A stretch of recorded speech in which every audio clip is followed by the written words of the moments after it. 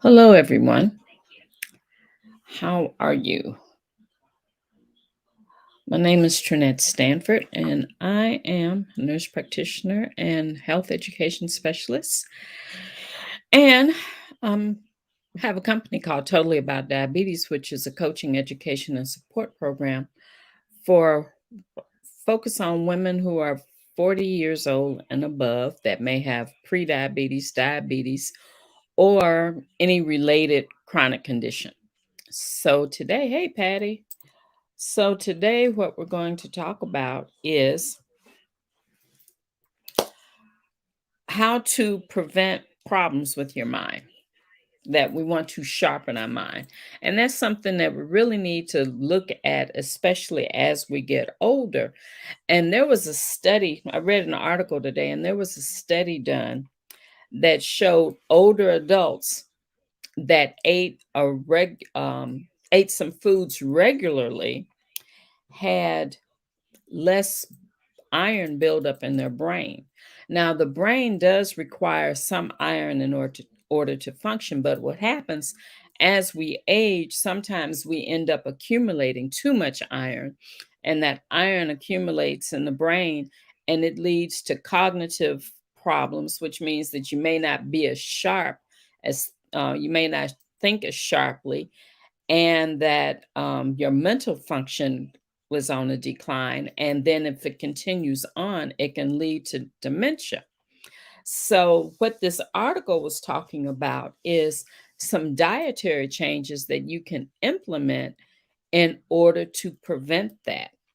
And that's why I said prevention's better than the cure. Because once dementia, or even when there's some dementia or cognitive decline, a lot of times you cannot regain that capacity that has been lost. But if you implement or put into place changes now, you can preserve the areas that you have and increase your mental acuity. So, like I said, the brain does require some iron in order to function.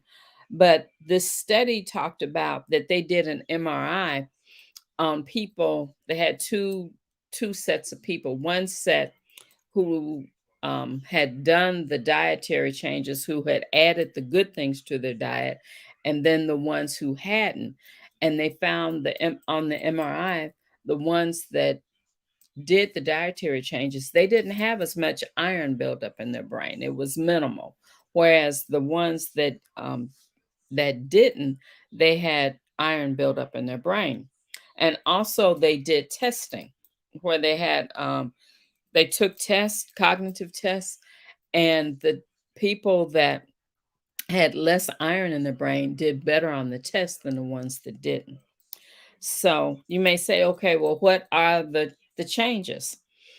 What do I need to eat? What do I need to put into my diet in order to build up this capacity? Okay. And one of the easiest ways is the classic Mediterranean diet, because the components that they talked about are all the components in the classic Mediterranean diet.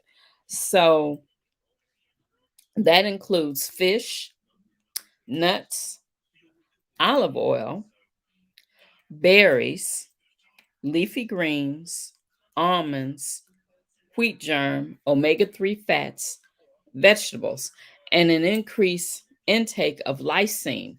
And lysine is an amino acid that you can find in fish, chicken, and beef liver. So people who ate these things regularly, they had less iron because these things kept the iron from building up in their brain. So when they say regularly, I'm thinking several times a week on the regular, you know, um, that this is something that you don't do just once in a while, but it's a lifestyle. It's a lifestyle habit that you have included in your life. So if you regularly eat meals that contain your your leafy green vegetables, and your berries. You can add the berries for breakfast. And okay, let's try to put it in context. So let's say for breakfast, if you have a breakfast with your, like if you have a cereal and you're going to have berries in it, like if you have oatmeal, you can put the berries in it. And also that you have nuts, you can add nuts to it, and the nuts are a healthy fat that can help. And then like with lunch and with dinner, you can have your fish, you can have your chicken, again with your veggies, with your leafy green vegetables. And um and then you can also use the like the wheat germ or the almonds and different things like that, and chop them up and use them as like a topping for a salad. So you won't get bored with the same thing, because that can happen sometimes, that you find that you're eating the same thing over and over again. So the key is to try to find some variety and try to find some combinations that you can switch around, so you won't be eating the same thing all the time, but you'll be getting all the components that you need to improve your brain health.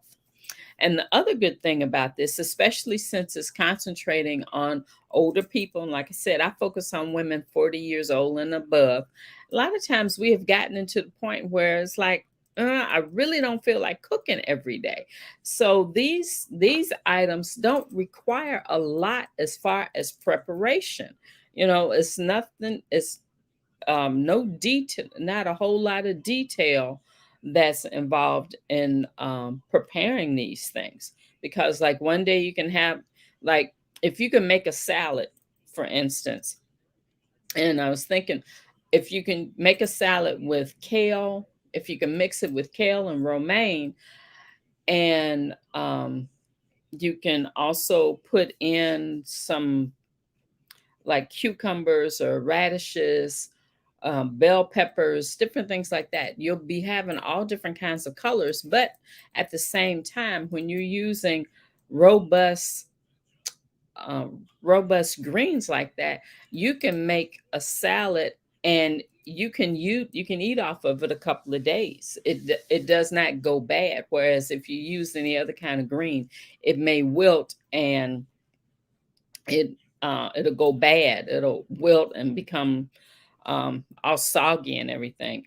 But if you can get your greens together and mix those together and put them in the refrigerator, and then you can um, portion it off and make your salad for whenever you're ready to eat it. So then that way it's not cumbersome in order to have that healthy meal. Another thing that I was looking at is that if you, instead of buying bottle dressings is not the way to go. Okay. Think about it. If you buy bottle dressings, how many bottles do you have in your refrigerator? Um, Whereas if you make dressing, and making dressing is really easy, and it's not cumbersome. All you need is like a jar, and you can put your healthy fat in there, your olive oil. You have your acid, which can be any kind of vinegar. It can be the apple cider vinegar, balsamic vinegar, something like that. Salt, pepper, and one person that I looked at, one chef, she uses like a dash of soy sauce instead of using salt, because the soy sauce is salty, but it adds that other flavor to it. And then also you can put in like lemon or squeeze a lemon or orange or lime to add another acid, and that can give you, or orange juice. That's another one I made. You can use orange juice and also put some garlic in there in order to give it some flavor. Shake it up, and then you have your salad dressing, and it's all healthy. And you won't have a bottle accumulated, and you make enough. It, you'll be able to use it in a few days. So that's another option that you have. As far as veggies are concerned, the non-starchy veggies, you can I was reading something else because they were talking about, especially if you have thyroid issues, it's best not to eat a lot of raw cruciferous vegetables. The cruciferous vegetables are the broccoli, the cauliflower, Brussels sprouts, those vegetables like that. Said that they have a tendency to um, add more burden to the thyroid. So it's best to cook those things. So, put them in you can roast them, throw them in the oven on a sheet pan and roast them. And that will bring out the flavor. And plus, that will still be preserving the nutrients and vitamins in it. Or you can throw them in the air fryer. If you have an air fryer, that's another great way in order to put those vegetables in order to cook them. And you will still get all the good stuff out of it. You'll have your nutrients and your vitamins from it. And so again, you cut up your vegetables, salt and pepper, sprinkle over some olive oil, and throw them in the fryer, and you'll be good to go.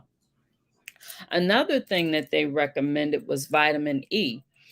And that's something that I know it used to be really big back in the day. The cardiologist recommending everything, but it's kind of fallen out of favor. But that's one of the antioxidants that help preserve brain health. So 400 IU's of of vitamin E is a good way to start. And a little vitamin E capsule to take every day. So and so that's what I wanted to talk to you about, was using your diet as medicine. That your food is protection, your food is your medicine, in order to improve or maintain your brain health. Okay, so that's what I have for you tonight. So I want you to think about some kind of combinations that you can use in order to improve, or in order to continue to enhance your brain health. Okay. All right. So I am scheduling a webinar. I'm working on the page now, but the webinar will be talking about some things in order to help control your blood sugars. Okay. So again, think prevention. Prevention's better than the cure. And you can add these different foods in order to help preserve your brain health: fish, nuts, olive oil, berries, leafy greens, almonds, wheat germ, omega-3 fats, and fish, chicken, and beef liver will give you your lysine, your amino acid. Okay. I want to thank you for your attention. And if you're looking at this on the replay, do me a favor, put in hashtag replay. And if you have any questions or concerns, as always, you can put them in the comments. Okay. Everybody have a great day, and I will talk to you later. Bye.